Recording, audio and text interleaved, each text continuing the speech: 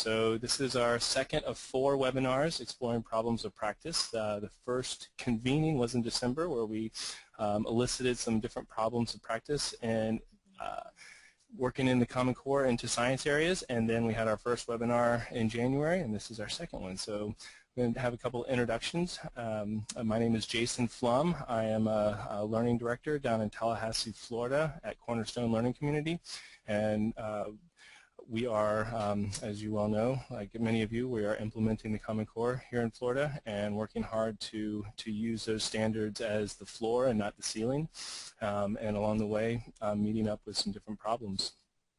Our basic goals today are to explore the intersection of differentiation, science, and Common Core state standards, to build capacity through different strategies that we can possibly employ in the science classrooms, and to increase student access to knowledge, information, what they can understand and do, and then to change the world, which might have some sustained effort required, but we can, we're educators, so that's what we're good at.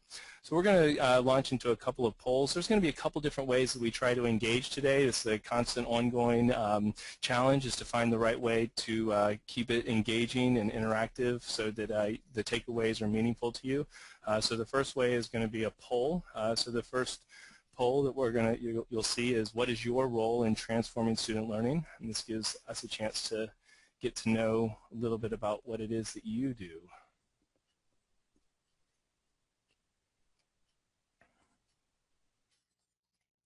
And we got some science educators, some teacher leaders, other. We have author consultant, teacher leaders, state administrators, school psychologist, college student, teacher educator, STEM professional. So that is great. We're going to go on to poll number 2. What science do you primarily teach, those of you who are science educators? Great. So half of you voted and half of you did not apply. All right, let's move on. So before we dive into the problem of practice, one thing I'd like for everyone to do is to think for a second about a student, and a student that has changed your life as an educator, that has impacted how you saw your role and how you viewed yourself and your responsibilities to others. And so to think about who is that student? So for me, that student is Ross. He was a student who changed the way that I thought about neurodiversity in the classroom and really transformed me as an educator. So please think about it, that student, and keep them in your mind's eye. So our problem of practice is the natural variability of students' learning profiles necessitate intentional strategies to equally engage everyone. Part 2 is the increased literacy-related demands can exacerbate the challenges faced by a neurodiverse student body. So when we look at needing to increase language processing expectations for students who struggle with language processing, this can exacerbate challenges that they're already facing, and that's a real problem that all of us face in our schools and classrooms every single day. But by ensuring that the learning environment provides equitable challenge for all learners, it requires that educators embrace and employ a differentiation mindset. And so this is the problem of practice, finding that balance between meeting the needs of all learners and still being able to attend to the standards at hand. So we are very fortunate in that science is already a subject uniquely suited for differentiation. There are so many different ways to explore a concept, and neurodiverse learners can play a valuable role in helping to think out of the box. With Common Core state standards focus on what students should be able to do rather than memorization of discrete facts, adapting to the needs of individual learners can help a greater number of students access and master knowledge, skills, and concepts from the sciences. Fewer standards, clearer standards, and higher standards mean that we can really be crystal clear with where we're trying to go. And science is such a hands-on place that we really can differentiate in a very meaningful way for all learners. So here's what we're going to do. The next place that we're going to try to interact is on ASCD Edge. So if you take this short code here, Google goo.gl/9zfbvl. So go here, and then when you get to, this should take you to the ASCD Edge VLN Science Group. And when you get here, you'll want to log on to your account if you've got an ASCD Edge account, and then you'll want to join this group. And it says that it's a private group, but I've made it public in order to ease the transition to it. So go to goo.gl/9zfbvl, log in, and then join this group. And what you'll see is we want to explore this question right here. What's your definition of differentiation or differentiated instruction? And so what I have done is once you go to this site, you can scroll down, and here's the site address right down here at the bottom for those of you still typing it into a webinar or into a browser, and then share your thoughts. So you'll see here this is the ASCD Edge VLN Science Group, and if you scroll down, you'll be able to see this one. And Mark Barnes, I see you've already had a chance to share your idea of differentiated instruction. Thank you, Mark. So let's move on. We'll move on to Carol Ann Tomlinson, who for many of you, you know, is the guru of differentiation. So her and Susan Demersky Allen define differentiation as teachers reacting responsively to learners' needs. And this is from their Leadership for Differentiating Schools and Classrooms from 2000. And that's about the simplest way you can put it. And it's not really about a single thing that they do other than have a differentiation mindset of responding to learners' needs. So some of the principles that govern effective differentiation is that you can see here there's 5 basic ones. The classroom is flexible, so it provides multiple access points for students to engage with the classroom learning environment. It stems from ongoing assessment. That's diagnostic assessment, formative assessment, and summative assessment. That there's a constant interplay and responsiveness between students and assessment and then adaptation on the teacher's part in order to meet students where they are. It's really kind of a whole child approach. And assessment doesn't necessarily need to be the type of assessment that scares kids and gets palms sweaty, but really the type of assessment that leads to better meeting their needs, the type of assessment that helps to enable and deepen their learning. It needs to be flexible grouping that ensures access to learning opportunities and working arrangements. So there's a multitude of ways to group students to give them a greater amount of access. And number 4, so all students working with respectful activities, and this is intended to be activities that provide an equal amount of challenge for all students. I'm sure all of you have been in situations where the student who's working hardest in the class is the student who's struggling the most. The students who are working, just skating by aren't necessarily struggling, or they haven't really found tasks that engage them in terms of their interests and in terms of their readiness. And so it's really about finding activities that meet students developmentally exactly where they are and helping to move them forward. And then the students and teachers are collaborators in learning. That means, that much as many of you who are education leaders, you're coaches for your teachers. You are working with them and listening and responding to their needs because they're the ones on the ground floor of this. And when we think about education, students are really on the ground floor of the learning environment. So as Robin Jackson says, never work harder than your students. So question to you, and I would encourage you to answer this in the question section, is what can teachers differentiate? So if you want to, in the question section over there, type just something quick. We don't need to go in anything real long, just an idea of, what's something teachers can differentiate. All subjects, Lisa. Projects, certain learning tasks.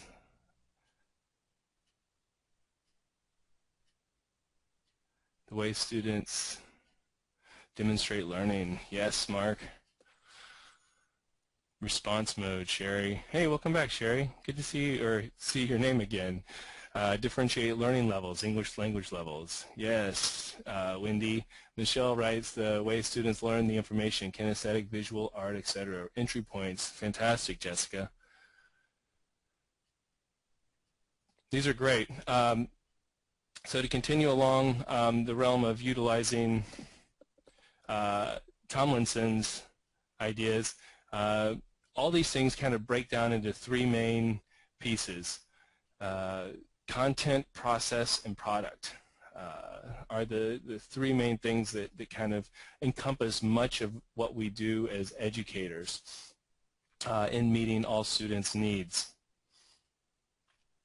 So, and these are according to students' affect, interest, readiness, and learning profile. And this is from Tomlinson and Embo, Leading and Managing a Differentiated Classroom from 2012. And so to kind of break these out and define them a little bit, an affect is how the student's emotions and feelings impact their learning. Emotions and feelings originate in the brain based on past experience and reactions to current experience. They impact motivation to learn. When a student has a positive affect regarding learning in himself or herself as a learner, it opens the door to academic growth. Think about that student that changed you. When they had that positive sense of self as a learner, it opened the door. Conversely, a student's negative affect regarding his or her own ability as a learner shuts the door. If you think about that same student, some of the moments that may have transformed your teaching based on that student may have begun with that latter part, their negative affect, and your need to help influence that. The second part is their interest. And interest is tied directly to motivation to learn. When interest is engaged, motivation to learn is heightened and learning is enhanced. Personal interests are typically linked to a student's strengths, cultural context, personal experience, questions, or sense of need. I mean, when you think about it, this is really key, right? It's why we're all educators, or many of us are educators, is because it's a strength for us. It's something that we care about, and we're going to dive into doing it well because it matters to us. And you know, if we can tap into that for students as well, we're more likely to move them forward. Readiness. The challenge with readiness is sometimes people seem to think of it as a synonym for ability. And the two terms should not be used interchangeably. Ability kind of connotes something we believe to be fixed and inborn. But readiness can change as a result of high-quality teaching and experiences that learners have. It's also developmental expectations and appropriateness, so developmentally appropriate practices for those of you in the early education world. DAP is a huge acronym for making sure that students are have proximity, or that they're close to the knowledge and understanding and skills that they're expected to do.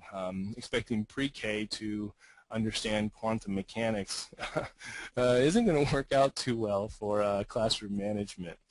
And then the fourth aspect is the learning profile. And so for many of us, this began with thinking about Howard Gardner's multiple intelligences, and has since kind of moved forward as neuroscience has chimed in. And what it's really pertaining to is like a learning style, you know, and this is so the context for student learning. Do some of them like a quiet or some background noise? Some like to work alone. Some like to work with others. In terms of intelligence preference, this is the neurological shape preference for learning and thinking. Now, we all learn in very complex ways, and so it's important to have multiple access points through multiple means for many students. It's not really that all students, you know, one student's an auditory learner but not a textile learner, or not a, you know, learning is very complex. The third is gender, and the social atmosphere can vary for genders and influence their approaches to learning. I mean, think about the research on how girls learn as they get older in their own sense of self as the social atmosphere changes, and in like middle school and adolescence they start to kind of become more self-conscious of themselves, and that can really influence their approach to learning. And same with the boys, the way the boys either define themselves or not as rough and tumble or manly or little dude or whatever ridiculous phrase we're using for guys these days. And then culture and approaches to learning may be strongly shaped by the context in which an individual lives and by the unique ways in which people in that context make sense of and live their lives. Communication across generations, power struggles, celebrations, etc. These all things impact and influence student learning profile. So with those three things in mind, when we look at content through the lens of those four things in mind, when we look at content through those things, it can influence how we differentiate content. So we'll begin with just an example of what are living things made up of. I chose this question partly because it links to next generation science standards, but also because it's the type of question that can be scaled down for some of the younger students.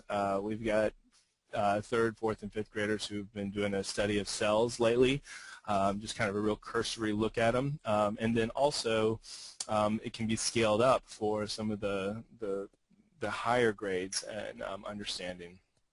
So the KUD is basically what it is that we want students to know, understand, and do. And this is really one of those key foundation pieces of differentiation, is that crystal clear understanding of what it is we want students to know, understand, and do. Because once we have that crystal clarity, then we're able to really target that through an expansive and divergent approach to collecting content that matters.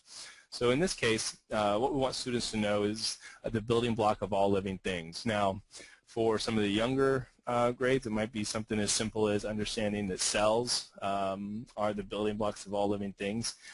For some of the older groups, we might be looking at cells, their parts, and their functions.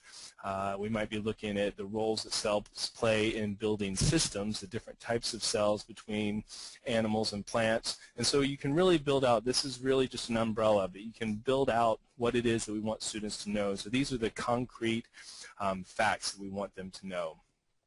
The next piece is what we want them to understand. And so what this is that we're seeing here is pulled from the framework for K through 12 science education, which is part of the document that the next generation of science standards is built upon. So this is a disciplinary core idea from the framework. And at the bottom, you'll see the MS LS1-1. This is how it relates to the next generation science standards. So what we want them to understand is that all living things are made up of cells, which is the smallest unit that can be said to be alive, and that an organism may consist of one single cell or many different types and numbers of cell. And then the next piece is what it is that we want students to be able to do. So the next generation science standards, what they want students to be able to do is to conduct an investigation to provide evidence that living things are made of cells. Now this idea of conducting an investigation,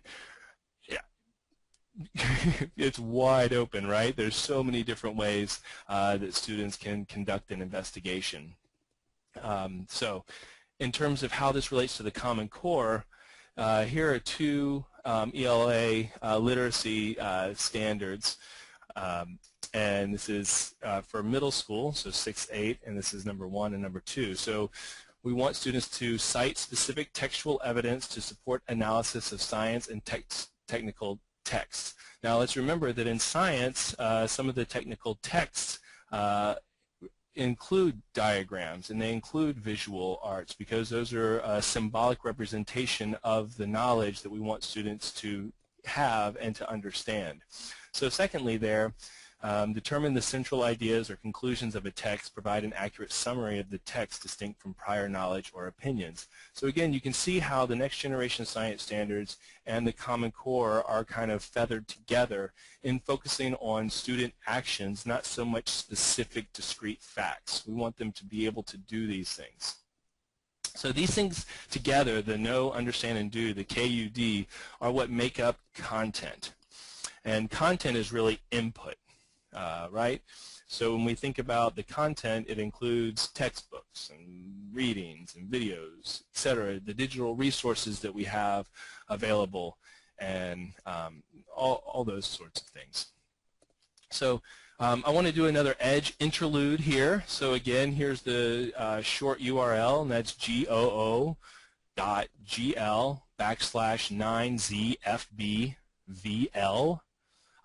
And so I'm curious about some ways that you would recommend that we differentiate this content. How do we provide multiple access points of these pieces to help students understand the building blocks of language? So again, that website, and we'll pull it up, and you will see down just above the last question. Oh, Keaton, thanks for getting in there and putting an answer on Edge, providing students various ways to gain knowledge. Just above that is the next question, what are some ways to differentiate content? If you're not able to get on Edge for some reason, please type your answer in the question section of the GoToWebinar control panel, and we can provide that as an information access point as well. There we go, we're updating this. So over here, what are some ways to differentiate content? So again, we're talking about textbooks, readings, videos, demonstrations, lectures, digital resources. How can we differentiate that? Assignment length, yeah. Original source materials, yep. Use a variety to the needs of your classroom, yep. Jessica, Sherry, right on. Provide reading materials at various difficulties level. Eileen, that's right, yep. Some places recommend having multiple textbooks, some that are for, so that there are multiple ways for students to access them. That primary source materials, having different levels of reading, yep. Demonstrations are a great way, having flexible grouping, right on. Providing students opportunity to see it and to look through microscopes. So one of the ways, some of the stuff that you all are tapping into that Tomlinson also recommends are to have multiple text, to have various software options, audio and visuals, making sure there's multiple pathways to gaining content. Varied levels of support, working on one-on-one or working in small groups. Vary the time that's expected of students to gain that KUD. Interest centers. So this is one thing that could work for the content of what are living things made up of. Might be that there's one interest center that is microscopes with some different slides related to plant and animal cells. It could be that there's some diagrams that kind of show, you go from humans to the smaller organ systems, down, or any animal for that matter, down to the cells, or the plants for that matter. Maybe there's some reading. So there's lots of different types of ways. Complex instruction, making sure that you're really engaging students and getting some responses, and then even having group investigations, having students work together to investigate these ideas. Let's see if we got some other answers over here. Oh, all right. Let's move on.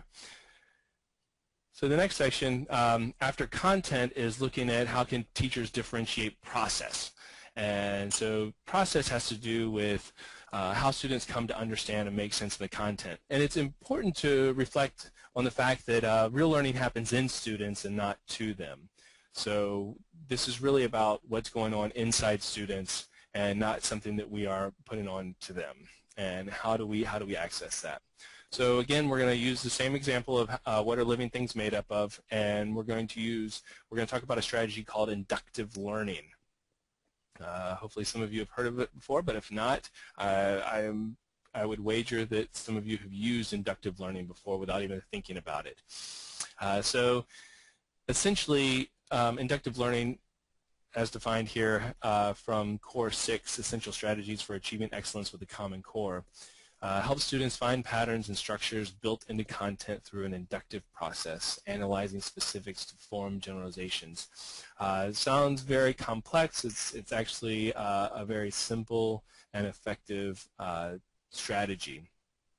And inductive learning helps build these basic Common Core skills, finding patterns and making logical inferences, supporting thinking with evidence, and mastering academic vocabulary. And all of these recognize that these are the deep thinking pieces. These aren't just regurgitation of basic facts, but these are figuring out ways of finding patterns. And if you think about it, this is what we do as adults all the time. When you think about, after you're in school and you've entered into your life, what you do is find patterns. And over a course of several years as an educator, you're able to make logical inferences and generalizations about the world of education, or for those of you who are parents, about the world of parenting, those of us who are parents, based on patterns that you see over time. And that witching hour when the kid at 7 o'clock is going to melt down every single night unless I feed them. Okay, it made some logical inferences here. So when we think about inductive versus deductive, you see good old Sherlock Holmes, who is our master of deductive reasoning. Deductive is about having generalizations and then providing examples, and it's much more teacher-centered, and it's traditionally how many subjects are taught, that we say, this is what we want you to know and here's examples of it. Please go forth and understand it, students. And a lot of times science courses are taught in this manner. Inductive, on the other hand, gives students examples and asks them to create generalizations. So it requires that students take pieces and build in patterns and evidence through those. The benefit of this is that there are a lot of different methods by which we can provide students examples. For example,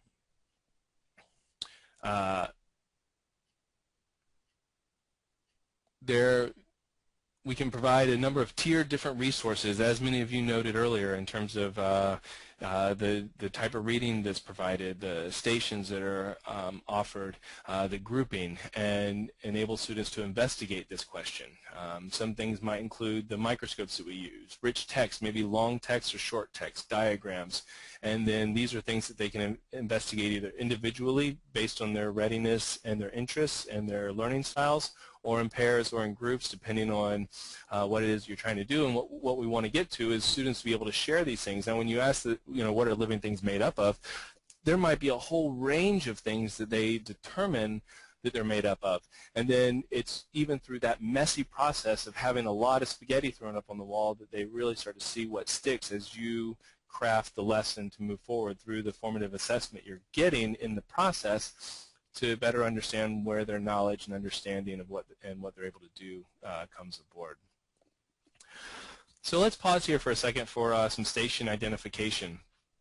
We've talked about the content and a little bit of the process, and there's another process strategy that I'm going to share in a minute. But before we go any further, I think it's important that we talk for a second about formative assessment.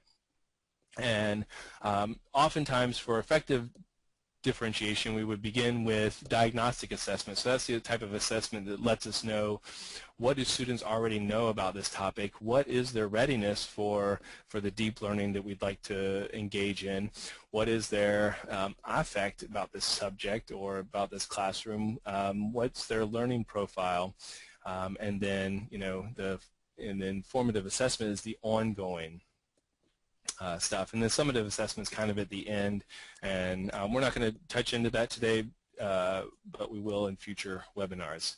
So just about anything students do over the course of a learning experience can be used as formative assessment. This includes homeworks, quizzes, journal prompts, small group discussions, exit cards, graphic organizers, and one-on-one conferences. So there's no shortage of formative assessment opportunities. The one caveat is that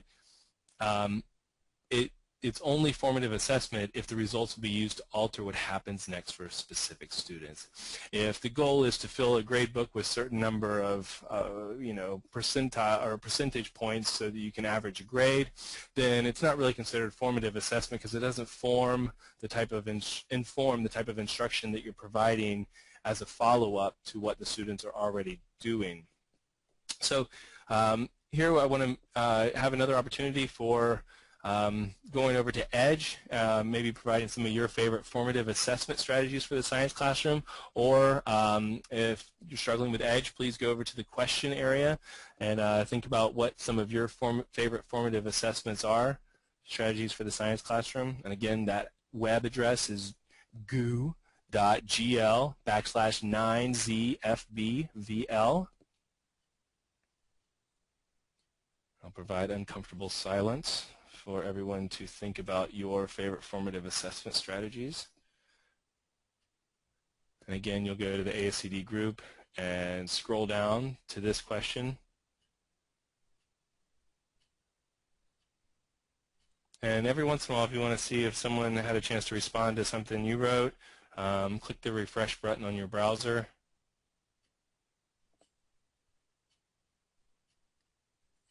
And EDGE is getting very little action and traction, I see. So we will go back to PowerPoint. But really, this is a place to have a lot of cool stuff. If you look over here, one of the blog posts, if you look on the right side of the group, is 20 ways to adapt a science lab. It's a really great blog post, a guest blog post that I was given permission to post for everyone. There's also, these are session 2 participant certificate, and then there's also differentiation resources that I've uploaded.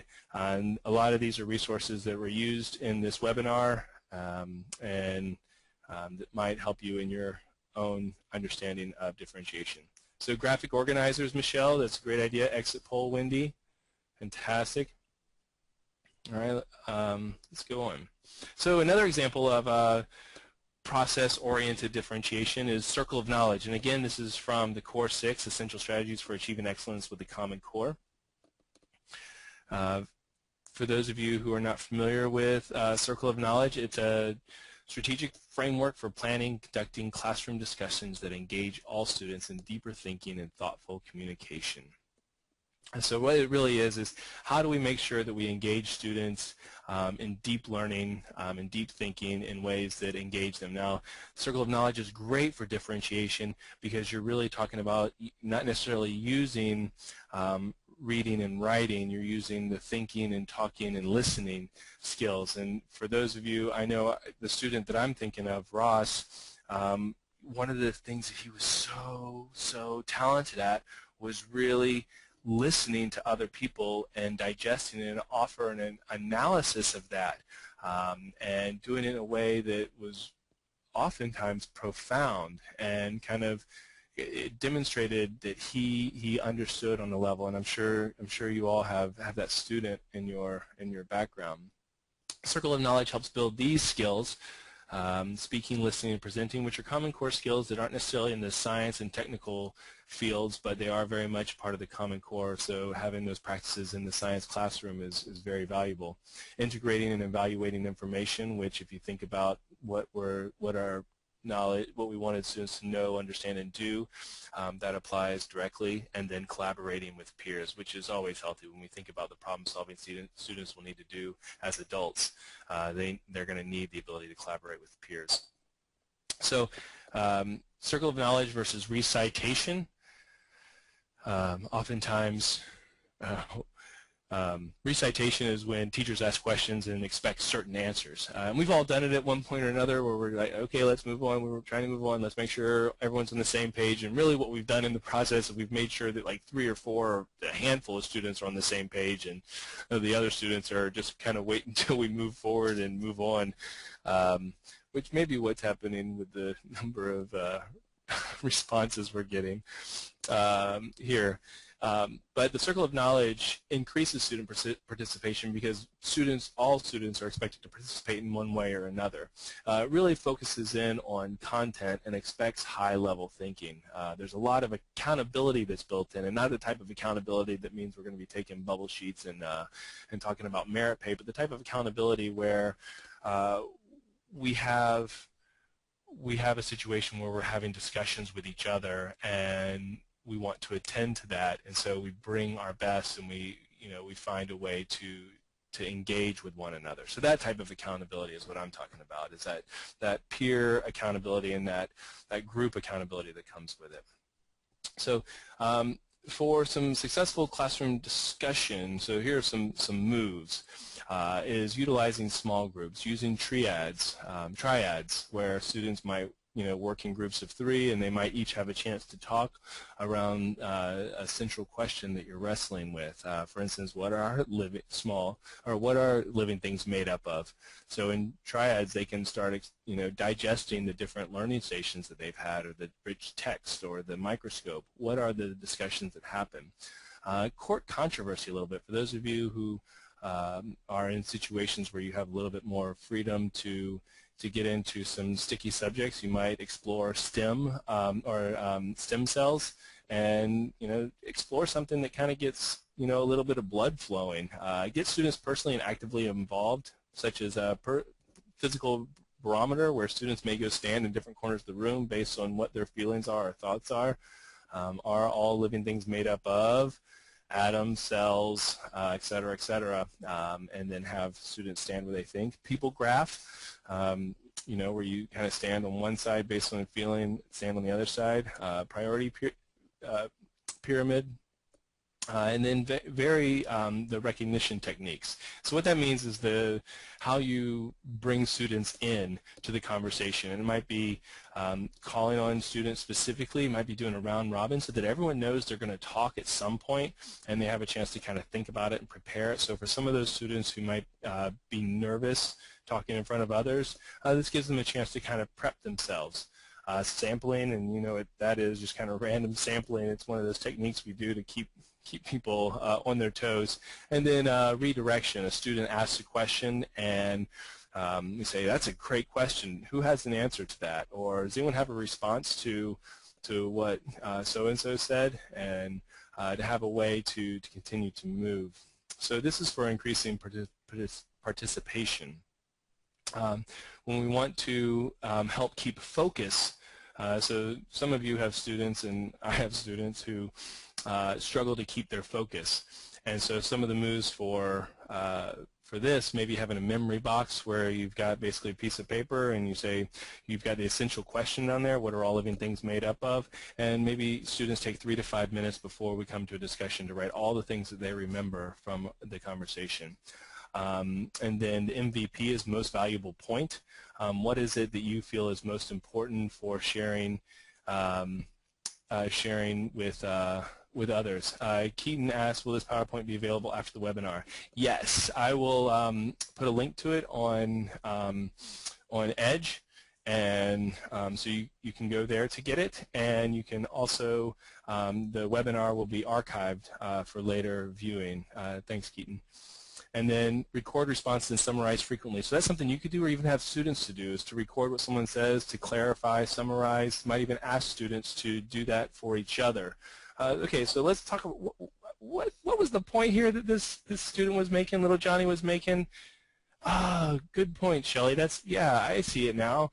And starting to stimulate that sense of how they're really listening and understanding what others are saying.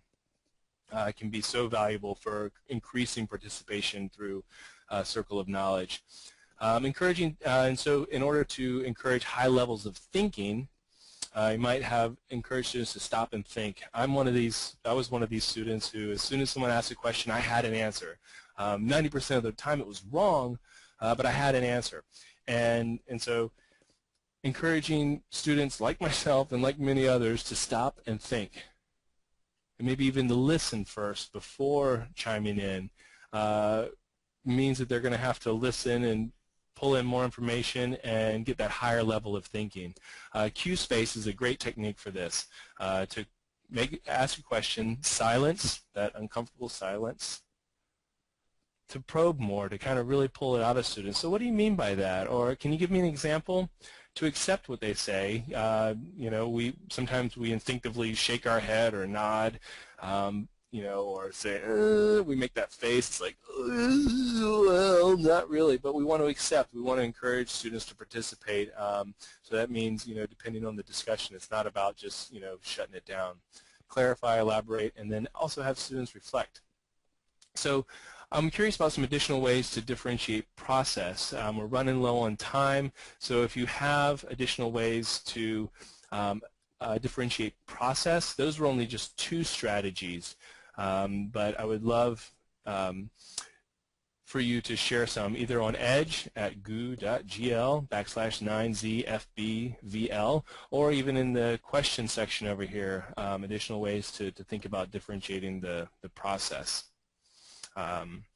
Some of the ways that Tomlinson suggests differentiating process include having some tiered assignments, using learning centers, graphic organizers so that there's different ways for students to engage with the information, having a simulation, learning logs, and to, how we use our time, that learning cycle, so that the students aren't expected to do the same thing for the entire class period, doing some flexible grouping, group investigation, et cetera, et cetera. There's lots of different ways that we can differentiate the ways in which students engage with the process of acquiring knowledge that pertain to their interests, their learning profile, and their readiness and their affect. So, and web quests, Wendy, that's a great idea.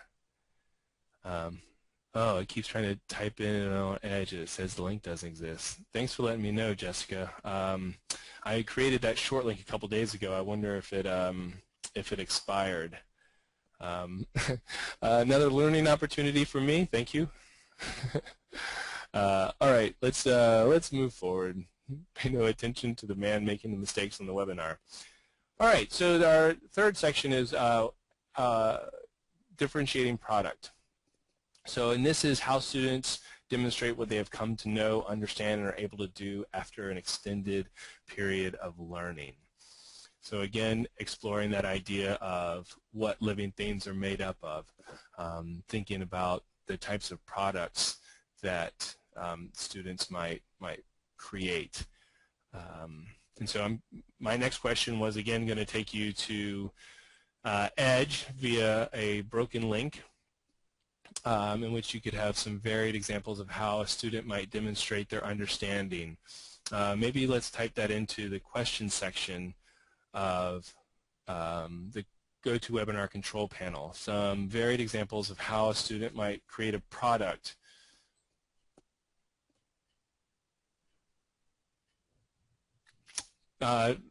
Some possible products here include a postcard, draw and label a diagram, explaining in writing, write as a song. For those of you who have not seen this Hip Hop Genius, the project in New York City, I keep talking about it, but I think it's a brilliant example of meeting student interest and readiness and just really tapping into the learner profile of, urban students who are way into hip hop, and the students are creating hip-hop songs about science concepts to demonstrate their understanding, and it's phenomenal. If you haven't seen it, you got to check it out. Science Genius, Hip-Hop in the Science Classroom, Chris Emden. Google any of those things, and you will prepare to be amazed. Maybe having a microscope demonstration. Again, science is the perfect place for differentiation because there's so many different ways for so many different types of learners to engage in the concept in a real hands-on way. Science is made to be hands-on, and when we incorporate some of these different techniques for incorporating the ability to cite evidence for what students are saying and writing, and even create an image gallery, and maybe students label it with what are living things made of and explaining it, a PowerPoint. There's so many different ways for students to really demonstrate their knowledge. Oh, we've got some answers here. PowerPoint presentation, Michelle, thank you. Science journals, blogging, those are great. Oh, Jessica, sorry, that's still not working. Teaching, making a hands-on presentation experience about the concept to another class of students. That's right, Sherry, like that extending from the learner to becoming the educator can really help solidify for students the knowledge and the ability to think about it. And how do you get that across to other types of students, to younger students? How do you make it concrete? Fun stuff. So for some basic leadership lessons for implementing differentiation growth plan, One of the things is to hire for differentiation. We want to, hire both in terms of different types of educators, having a diverse educator, network on staff allows, because everyone has their own style of teaching and learning, can help give more opportunities for students to find someone they connect with, but then also teachers who are open to differentiation and have that sort of mindset. Differentiation is really a mindset, a growth mindset, for those of you who are familiar with Carol Dweck's work. Pull in the media specialists who have so much knowledge about what information and texts are out there. So important, guidance counselors, tech specialists. These are all very self-explanatory for people such as you. Some additional strategies for implementing a growth plan: recruit some old retirees to come in, or young retirees for that matter. Make sure that your educators have a chance to see differentiation in action, and to use protocols to help them cull from the observation what they can apply in their own classroom. Having multi-text adaptations, we talked about that earlier, making sure that there are access points for all levels of readers in the science and every class.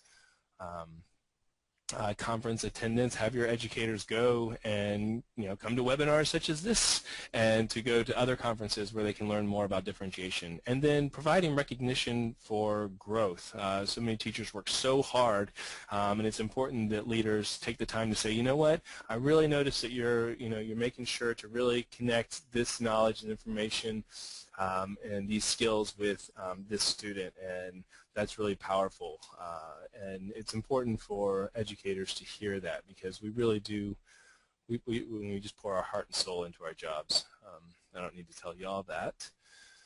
So, and then some staff development that supports differentiated instructions. It's really about, having that shared understanding of what we're talking about, so common vocabulary can help on that.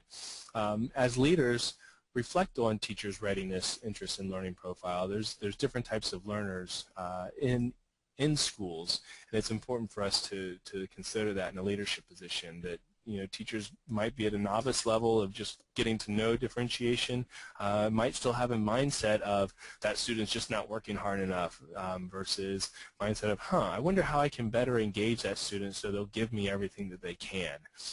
Two very different mindsets, which means that your staff development needs to reflect where those educators are. Offering options, include a support network, making sure that teachers have a chance to connect with other educators and improve their own instruction, maybe looking at student work, maybe looking at lesson studies, some of the plans that teachers have put together, and how did this work, how did it not, having observers come in and help educators better focus in on their areas of growth that they want to grow in. And then making sure that at the base, is high-quality curriculum instruction, and this is another one of those key points, such as mindset. If students are not engaging in high-quality curriculum and instruction, then differentiation is for naught, because to have multiple access to watered-down curriculum is still watered-down curriculum. So, and then ensure that there's a transfer of knowledge, understanding, and skill. That means making sure that there's information that can actually go to the classroom and be applied, and then making sure there's alignment and consistency, and recognize again teacher efforts, and that's really a key piece. In the same way that teachers need to recognize how hard students are working, it's important for leaders to recognize how hard teachers work. So, questions, comments, concerns, quips, quotes, qualms, conundrums. Again, here's a short code that may work and may not. It's a big surprise, but definitely go to Edge. I'll have this webinar on Edge, and there's also other resources, 20 ways to adapt the science lab, as well as a place to get your certificate for attending the webinar. And yeah, that is that. So feel free to reach out to me on Twitter, on Edge, the VLN Science Group, and yeah, I hope to connect with you more. If you have ideas for ways of making this webinar more pertinent to the problems of practice that you are facing, please don't hesitate to reach out to me, send me an email, and really want to make sure that these reflect you, and share resources on EDGE. The more we share, the better we all get. So thank you all for attending, and I look forward to seeing you in March.